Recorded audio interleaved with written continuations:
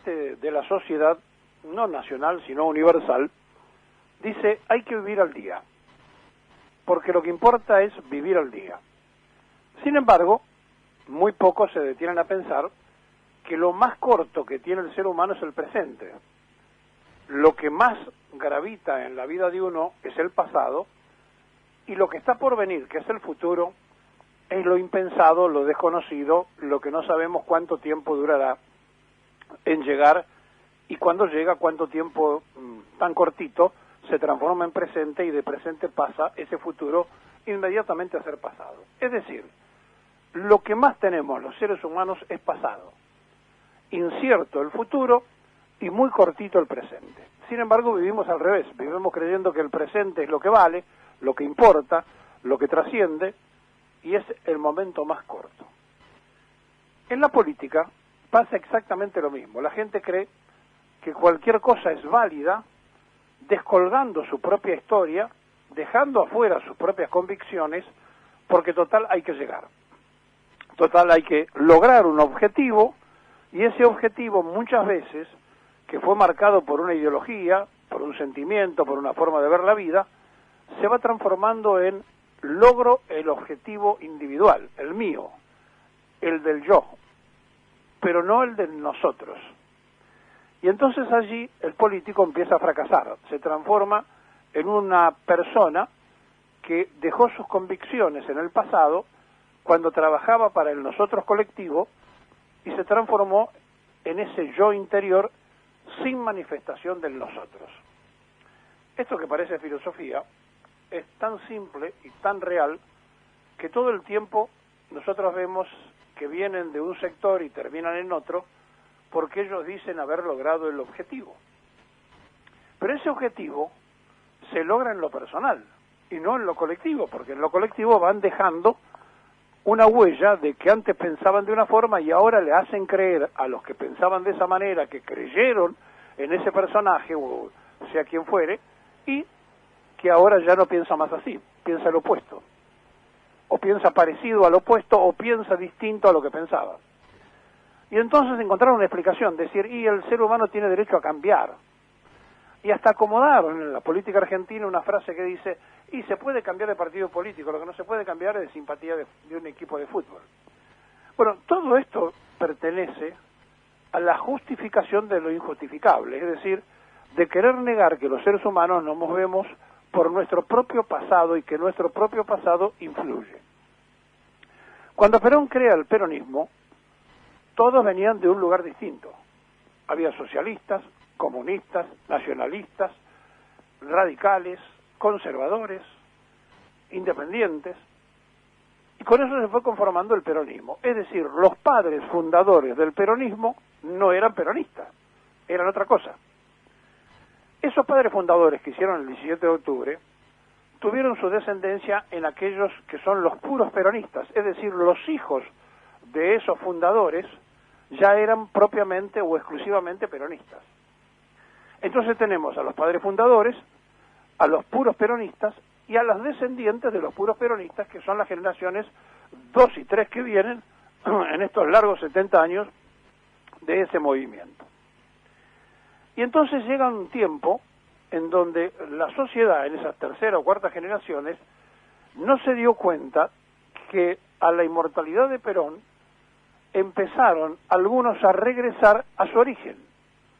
Es decir, los que habían venido con una formación determinada fueron creyéndose que tenían que marcar aquello del pasado que ellos creían que habían dejado en la influencia del presente. Dicho de otra manera, los que venían de un pensamiento de izquierda creyeron que el peronismo era de izquierda. Los que venían de un pensamiento de derecha creyeron que el peronismo era de derecha. Y los puros peronistas, que en definitiva eran los que se habían formado en la tercera posición, sabían que era distante de uno como de otro de los pensamientos. Y allí llegó una gran discusión hasta que apareció en un tiempo la llamada renovación. Y la renovación, que fue algo así como los yuppies dentro del peronismo, apareció en un tiempo y una forma con sociedades muy extrañas.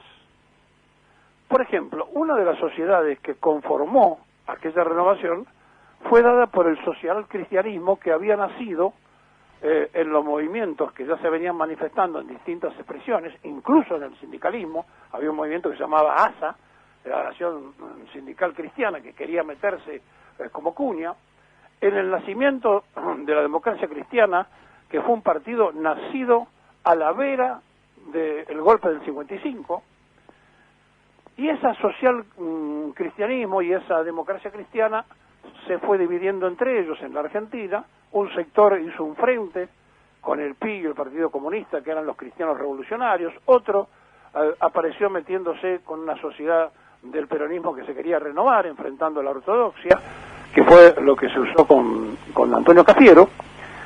Y así empezó entonces lo que se llamó la renovación peronista, sin darse cuenta, o dándose cuenta, como fuere, a incorporar cosas que no le pertenecían al peronismo y que habían estado más cerca de aquellos que habían hecho el golpe, que habían estado del brazo con Lonardi, nacionalistas clericales, cristianos que hicieron o que estaban convencidos de que la lucha era la Iglesia contra Perón, etcétera, etcétera, y sin darse cuenta todo eso empezó a tener una corriente de opinión muy fuerte, y ese pasado se volvió de tal manera que después los dirigentes que fueron surgiendo, incluso hasta el día de hoy, tuvieron dispersión ideológica.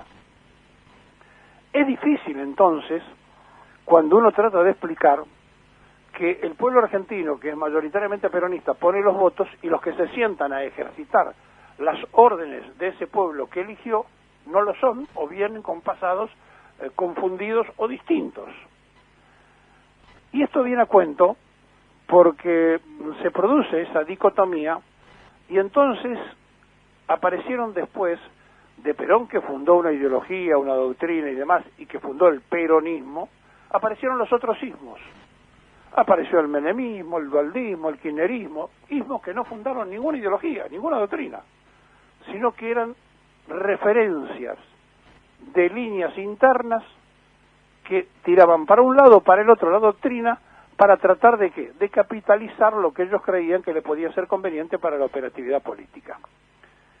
Y así estamos, en un debate donde la gente no sabe quién es quién, donde no sabe de qué se trata, donde no sabe cómo se hace para poder construir firmemente el desarrollo de su voluntad cuando vota, porque lo que no se dan cuenta todos es que algunos, sin querer y otros queriendo, reniegan del pasado, que es de lo único que el ser humano no puede renegar, porque el pasado marca, por más que se quiera disimular. Y el que viene de un pasado de una forma determinada, en algún momento lo expresa. Y esa expresión de ese pasado se traslada, en el caso de la política, en interpretaciones erróneas o distintas de una cosa que está tan clara como la doctrina peronista, tan explícita como la misma, pero que cada cual la lee como le parece. Por eso, cuando uno dice, este gobierno no es peronista, el otro no es peronista, el otro no es peronista, pero resulta que todos esos gobiernos llegaron con los votos del justicialismo o del peronismo, y finalmente todos cantaron la marchita, el que no es peronista mire y dice, ¿y cómo es esto? Cuando no hacen las cosas bien no son peronistas. Es que en realidad no hacen las cosas peronistas porque tienen un origen distinto. Se trata de saber el ADN de cada uno para entender quién es quién en la Argentina.